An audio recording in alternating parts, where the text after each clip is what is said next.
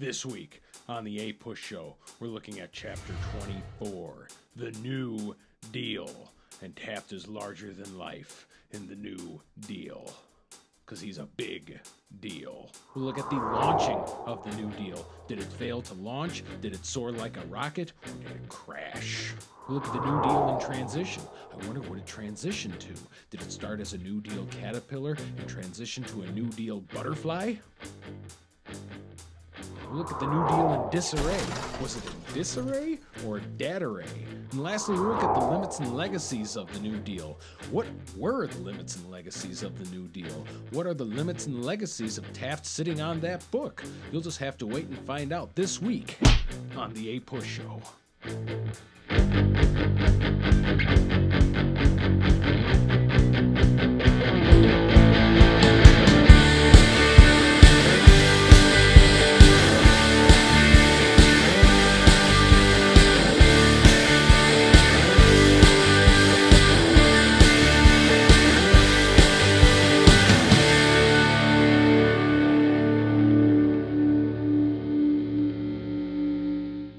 We saw in the last chapter, life for many Americans in the 1930s was rather bleak as years of reckless spending, bad planning, bad government responses, and bad luck caused the American economy to go from a recession in 1929 to a full-on Great Depression for most of the 1930s. The American workforce would reduce by an entire third. The American total output would be reduced by 25%, and the outlook for the American economy was very, very stark indeed. The newly elected president Franklin Delano Roosevelt in 1932 sought to reinvigorate the United States and its economy through his New Deal program.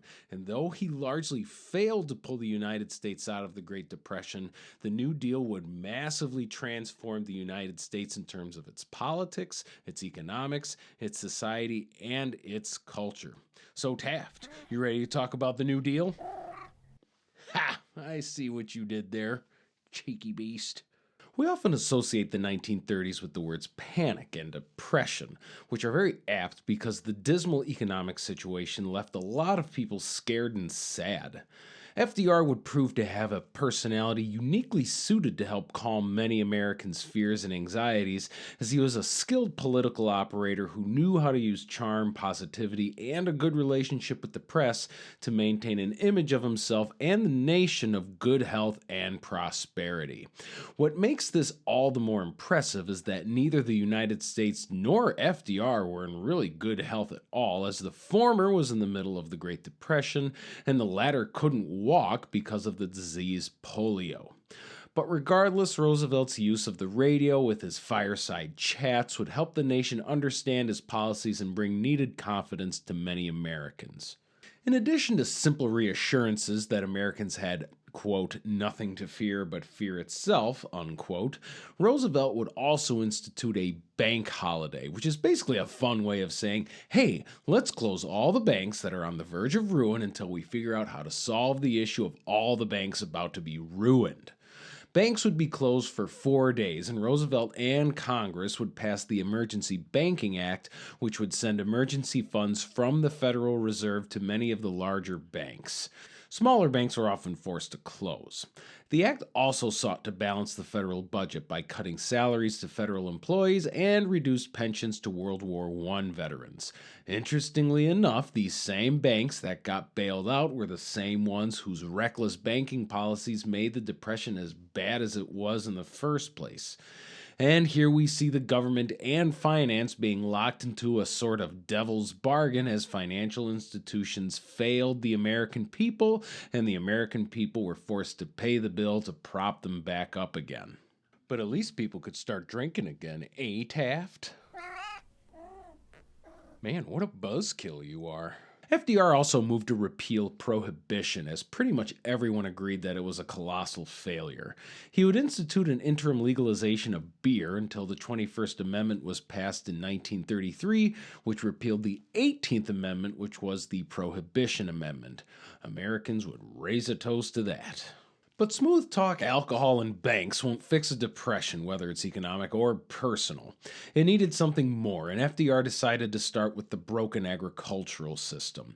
The Agricultural Adjustment Act, or AAA, of 1933 sought to create a special administration of producers of various commodities like wheat, cotton, corn, rice, tobacco, beef, pork, and others, which would decide on production limits for their crops. The government would then pay farmers a special subsidy for staying under these production limits and paid for all of this with new taxes on food processing. As a result, the prices of crops would go up and landowners would be saved from bankruptcy. However, since most of the policies were made by large farm owners, most of the money only went to them and hardly any went to field hands and sharecroppers who often got fired or evicted due to decreased productivity. At first, the AAA was struck down as unconstitutional by the Supreme Court, but in a clever act of legislation, Congress would pass the Soil Conservation and Domestic Allotment Act, which stated that the government was paying farmers to conserve soil for erosion, not for limiting economic production. Because heaven forbid the government engage in socialism. Some efforts were taken to help poor farmers, but most were unsuccessful. However, one effort that did prove to be somewhat electric was the effort at rural electrification, as utility cooperatives were put together to provide electricity to poor rural communities, especially in the West and the South. Moving along to the industrial sector, efforts were made to provide relief and stability. Businesses had been clamoring for years for the ability to regulate prices collectively, but the government refused because letting businesses decide what people have to pay rather than the people through the so-called free market seemed like a bad idea. But this would be changed to a degree with the National Recovery Act, also known as the NRA, which is not to be confused with the other NRA. The NRA would arrange for trade associations to arrange for more fixed prices and also made concessions to labor like collective bargaining, minimum wages, better working conditions, and an abolition of child labor. The NRA had very limited successes, enforcing many of their policies was well beyond their scope, and price fixing proved to unleash other instances of economic instability. In addition to the limitations on the business side, labor was hamstrung as well, as Section 7A of the NRA, which called for collective bargaining and the mandated recognition of unions, was largely ignored. The ultimate collapse of the NRA would come as the Supreme Court would rule the law unconstitutional. FDR was frustrated and also rightfully worried, as the same could easily happen to other New Deal initiatives. Where the AAA and the NRA were efforts at economic planning in cooperation with business leaders, regional planning efforts like the conspicuously successful Tennessee Valley Authority, or TVA, relied almost solely on government planning. The TVA started as residents near Muscle Shoals in Alabama demanded a dam be completed on the Tennessee River, but couldn't as corrupt utility companies stood in the way. Well, one of those corrupt companies went under in spectacular fashion in 1932, and the government-led TVA took up the project and finished it, causing thousands of residents to have electricity for the first time and way less flooding. More dams would be built, but despite the TVA's efforts, the Tennessee Valley still remained heavily impoverished and perhaps even more racist, as government policies would not only do nothing to undermine racist attitudes in the region, they would help further entrench them in many ways. And here we get really heavy with economics as we take a look at what the New Deal tried to do in regards to currency, banks, and the stock market. First, FDR got the United States off the gold standard through an executive order. What this meant was that the United States currency was officially no longer tied to gold in terms of its value, and the value of the dollar could be controlled by government policy.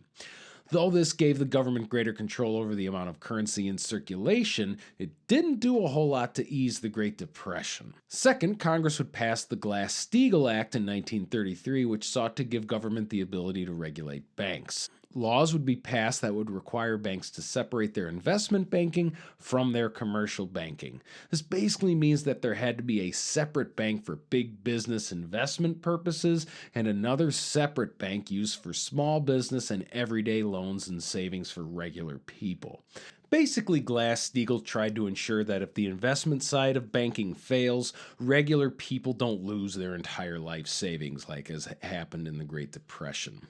They also would establish the Federal Deposit Insurance Corporation, which at the time guaranteed all deposits up to $2,500.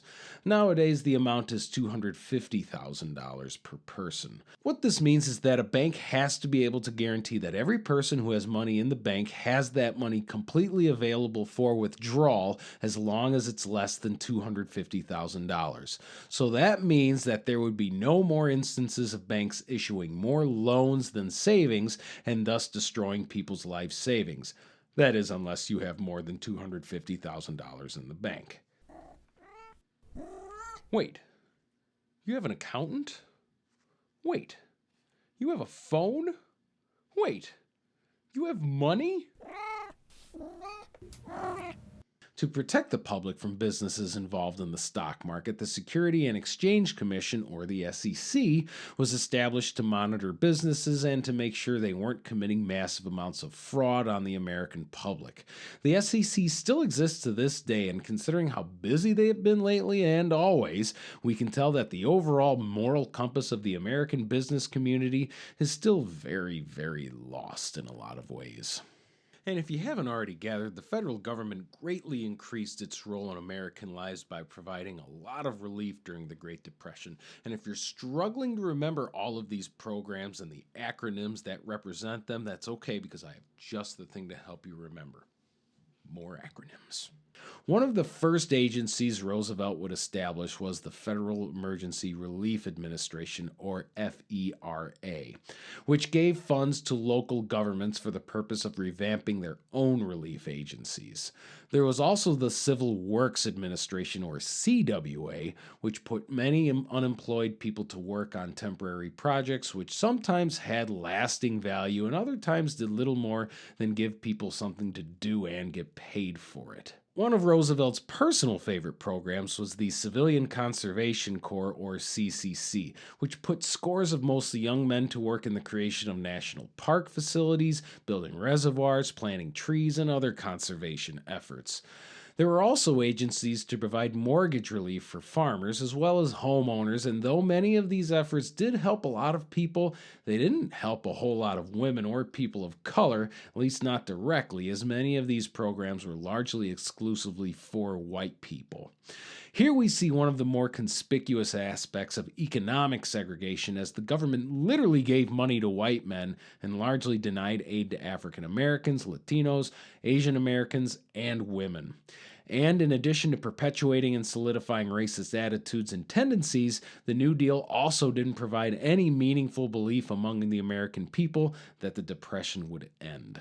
And though FDR enjoyed a great deal of popularity early on in his presidency, the continued struggles from the Great Depression as well as growing criticism for his New Deal would wane on his presidency. So, what did FDR do to try and solve these two issues? He would launch a second New Deal. As one can imagine, some of the fiercest critics of the New Deal came from the right-wing conservatives. Conservatives generally support a hands-off approach when it comes to government and business, and if you've been paying any attention at all, you'd know that the New Deal was very hands-on when it came to government and business in the 1930s. Taft, are you a hands-on or a hands-off guy?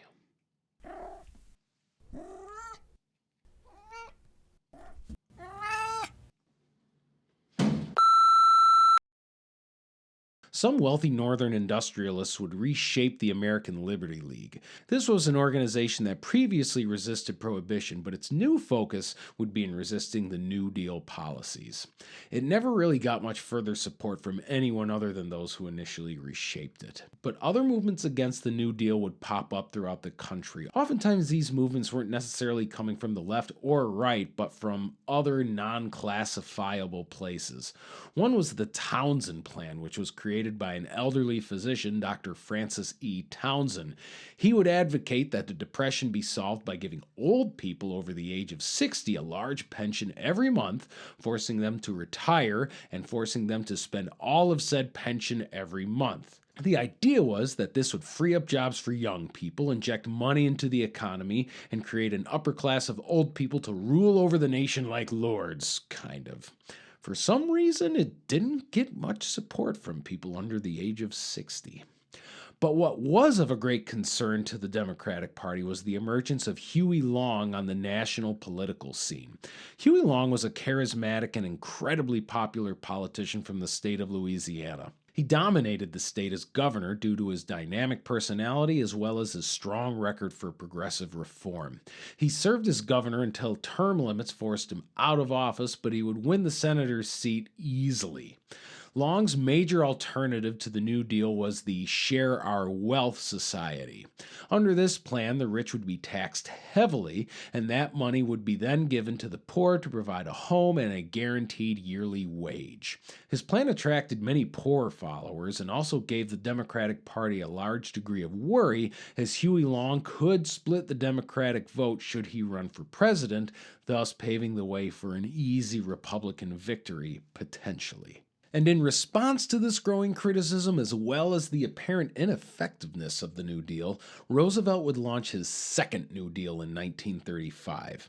In this second New Deal, Roosevelt would go after large utility companies as he would attempt to break up several large monopolistic businesses. He would also go after the rich by imposing a tax reform which raised taxes on those making the most money. Affluent Americans would criticize the program as the, quote, soak the rich, unquote, scheme.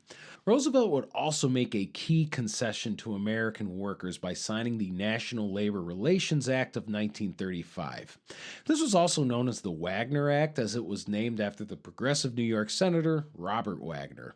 Under this law, we see progressive lawmakers learning from the failed National Industrial Recovery Act of 1933, as the newer incarnation of labor reform now gave an actual governing body to oversee labor disputes. This body would become known as the National Labor Relations Board, and this organization would give the government the power to force business to work with legitimately organized unions. This would be one of the key victories for organized labor in the 1930s. And government cooperation with labor seems somewhat unusual, but we see government cooperation came about partly due to the desperate circumstances created by the Great Depression, but to a larger degree, the government was also somewhat forced to comply to unions thanks to growing militancy within the labor movement. To be militant is to be violent or confrontational, and labor leaders were certainly that at the time, even amongst each other. Some labor leaders, like the outspoken and flamboyant leader of the United Mine Workers, John L. Lewis, began to advocate for industrial unionism. Industrial unionism is when all members of an industry join together under one union rather than separate unions by the nature of one's work. This would give unions greater power, as they would be more united rather than splitting up by what type of job a person does. However, Lewis's idea of industrial unionism conflicted with the American Federation of Labor, or AFL, which still advocated for more craft-type unions that typically only represented highly skilled labor. Lewis would break off from the AFL in 1936 and form the Congress of Industrial Organizations, or CIO. This would be a group that would be more inclusive towards unskilled laborers, more inclusive towards women, more inclusive towards African Americans and Latinos, and more militant towards opposition. But the right to organize and unionize would continue to be a bitter battle between labor and management throughout the nation. The United Auto Workers would accomplish a key victory, however, with the success of their sit-down strike in 1936. A sit-down strike is when you literally sit down at your workstation, refuse to do work, and refuse to allow anyone else to do work as well. It was largely successful as it forced General Motors to recognize the union, but it drew harsh criticism from the general public as they would deem it as illegal and also immoral.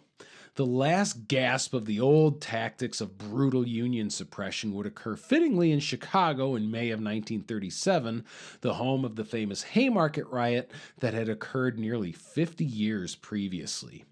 During this strike, smaller steel companies brutally suppressed a legal march with the support of the Chicago police by opening fire on the striking workers. Yet again, we see the Chicago police killing demonstrating laborers, as 10 demonstrators would be killed and 90 others wounded in what is now known as the Memorial Day Massacre. However, desperate grasps at power by management like this could not stem the tide of organized labor, as the movement would accelerate its growth in the 1930s. Of the nearly 4,700 strikes in 1937, 80% of them would be decided in favor of the Union, and Union membership would expand from 8 million members in 1938 to 10 million members in 1941.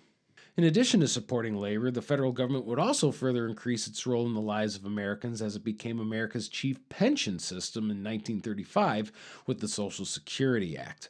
With the Social Security Act, destitute senior citizens would receive federal aid and everyone else would be enrolled in a system in which their pay would be taxed and that money would be pooled into a Social Security system for people when they got older. The idea was to help people with an income when they were older and unable to work and cause less of a burden on families.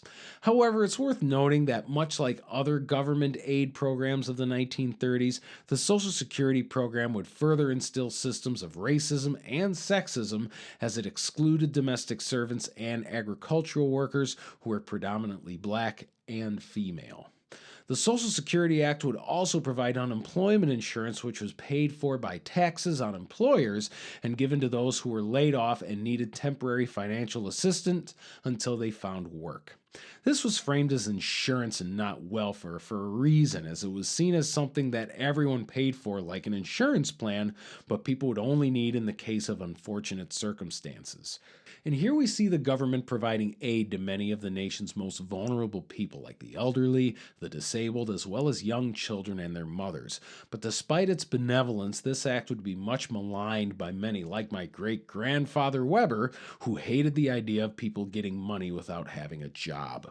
He would not be alone, and this idea would last beyond his own generation. But despite the continued reluctance of Americans to give up the idea of individual initiative, FDR sought to increase his attempts to inject jobs and money into the American economy.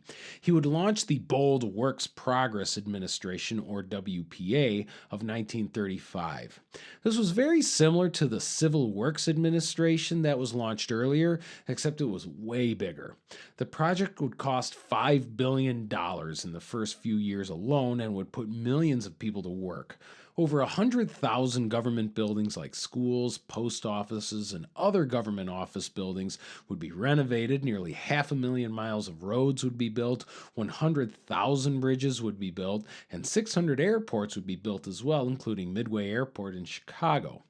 Artists, writers, actors, and musicians would be commissioned by the government to continue to create content as the WPA sought to keep America at work during the Depression. And in 1936, with the economy visibly recovering, Roosevelt seemed poised to win re-election. His most serious opponent, Huey Long, had since been assassinated under somewhat suspicious circumstances, and the Republican candidate, Alf Landon, proved to be incredibly weak. The Democrats now commanded a massive coalition of American voters that included Western and Southern farmers, black communities in the North, as well as progressive and committed liberals. The Republican Party would fail to attract a meaningful voter bloc for several years. Roosevelt would win the election of 1936 by the largest landslide in American history at the time. And so we move from the previous section of the New Deal in transition to the New Deal in disarray, as the future of the New Deal looked in grave doubt as the stagnant economy, as well as FDR's own political blunders, as well as mounting opposition, seemed like the New Deal may not be around for much longer.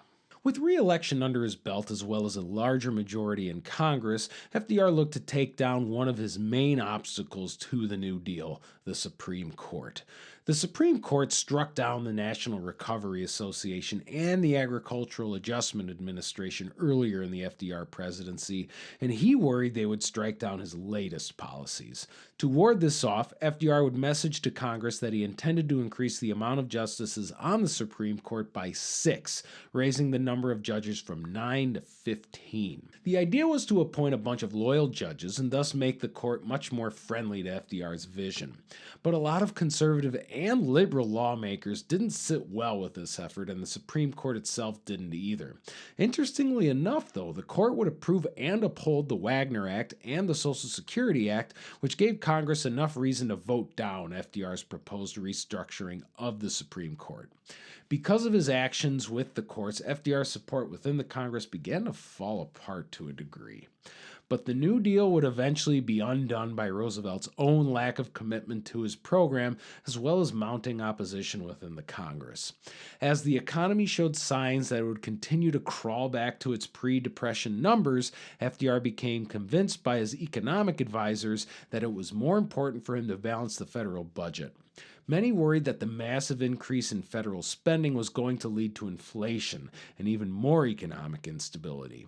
As a result, FDR would cut the WPA in half, laying off 1.5 million workers, and the nation's fragile economic progress collapsed as a new recession would occur in 1937.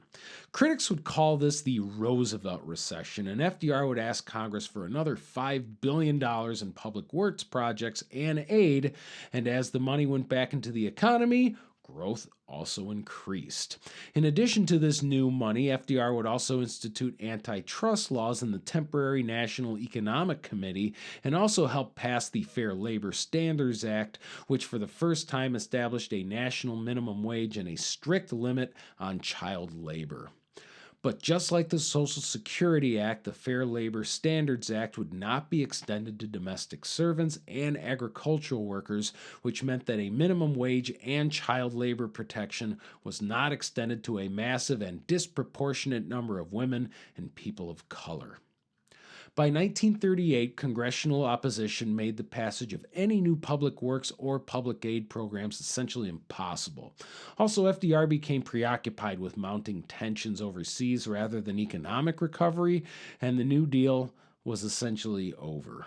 And so lastly, Taft and I will look at the enduring legacy of the New Deal, as we see that the program did not succeed in ending the Great Depression, but it did succeed in changing a lot of aspects of American life.